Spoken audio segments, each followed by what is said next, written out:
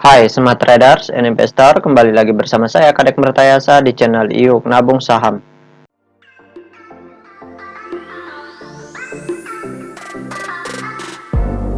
Nah, di episode kali ini kita akan membahas salah satu perusahaan yang direquest oleh Yumna Official. Kode sahamnya FORU, nama perusahaannya yaitu PT Fortune Indonesia Tbk. Oke, untuk mempersingkat waktu, langsung saja kita cek datanya di aplikasi iPod. Jika Anda menyukai konten-konten kami mengundang Anda untuk mengklik tombol like dan subscribe agar Anda mendapatkan video terbaru kami setiap minggunya. Selanjutnya di sini kita ganti kode sahamnya FORU. Kemudian kita enter. Nah, berdasarkan grafik dari perusahaan PT Fortune Indonesia Tbk ini, kalau kita lihat selama setahun terakhir, itu harga sahamnya pernah menyentuh ke harga tertinggi di harga Rp550 per lembarnya. Kemudian terendahnya di harga Rp136 per lembar.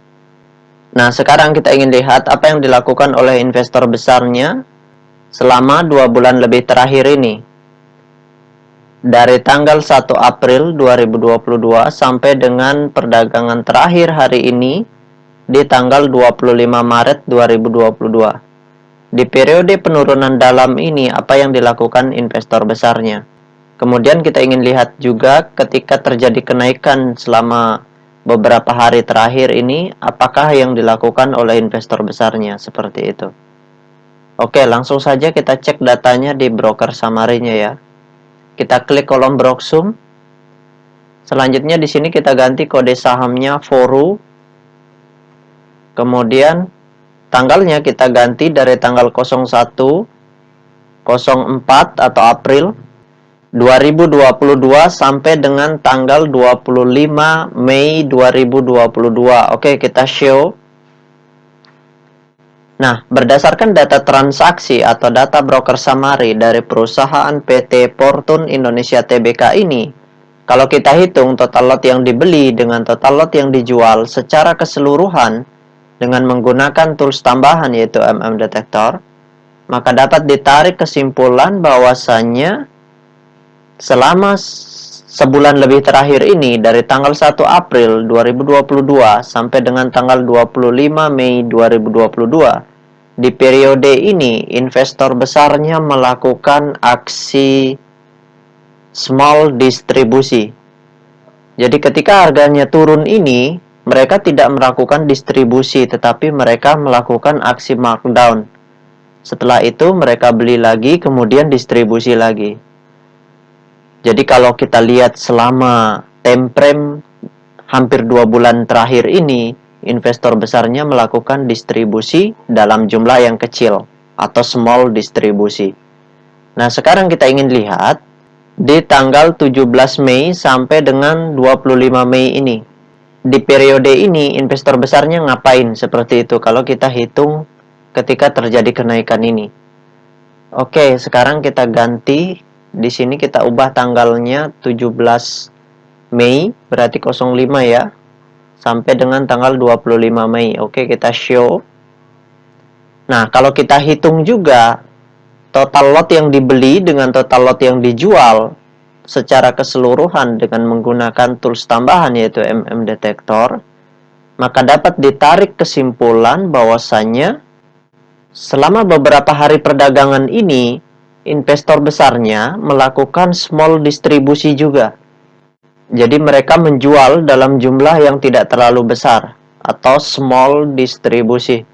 Nah, kalau keadaannya seperti ini, maka harga sahamnya bukan tidak mungkin akan turun lebih dalam seperti itu. Kalau mereka berlanjut melakukan aksi distribusi.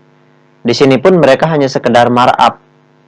Kemudian setelah itu mereka jualan lagi seperti itu. Tapi jualannya sedikit. Oke, sekarang kita tutup data broker summary-nya. Nah, selanjutnya bagi rekan-rekan investor, jika ada yang ingin ditanyakan atau ada yang ingin di-request, silahkan komen di kolom komentar. Untuk yang ingin bergabung di grup channel Telegram kami, silahkan klik linknya ada di kolom deskripsi. Nah, berikutnya kita cek data peta kepemilikannya. Nah, berdasarkan hasil riset yang saya lakukan dengan mengumpulkan data-data dari SRO Bursa Efek Indonesia dan data-data dari sekuritas, maka dapat ditarik kesimpulan bahwasannya perusahaan PT Fortune Indonesia Tbk ini 100% sahamnya telah dicetak dalam bentuk Skreplas. Nah, dari 100% saham yang beredar di publik, kepemilikan investor besarnya di sini sangat besar sekali, yaitu 89,3%. Seperti itu. Jadi wajar ketika terjadi kenaikan ini, mereka tidak perlu lakukan akumulasi. Bisa langsung markup dengan sangat mudah, seperti itu. Tinggal borong kanan, beli barang yang dijual retail, setelah itu harganya akan naik signifikan. Nah, setelah itu mereka jualan lagi pelan-pelan, seperti itu. Nah, sedangkan kepemilikan investor retail atau investor kecil di perusahaan ini sebesar 10,5%. Nah, ini kategori investor retail dengan kepemilikan yang kecil ya. Belum lagi kalau di antara investor retail ini ada investor retail dengan kepemilikan 1% atau bahkan hampir 2% seperti itu. Nah, itu umumnya investor retail yang memiliki pengetahuan yang sudah cukup baik di bursa saham seperti itu. Tapi tergantung juga dari pemahaman mereka. Kembali lagi ke individunya masing-masing ya. Nah, itu saja yang dapat saya sharingkan untuk Yumna Official. Sekali lagi, bagi rekan-rekan investor, jika ada yang ingin ditanyakan atau ada yang ingin di-request, silahkan komen di kolom komentar. Untuk yang ingin bergabung di grup channel Telegram kami, silahkan klik linknya ada di kolom deskripsi. Baik rekan-rekan investor, see you next time. Salam cuan selalu.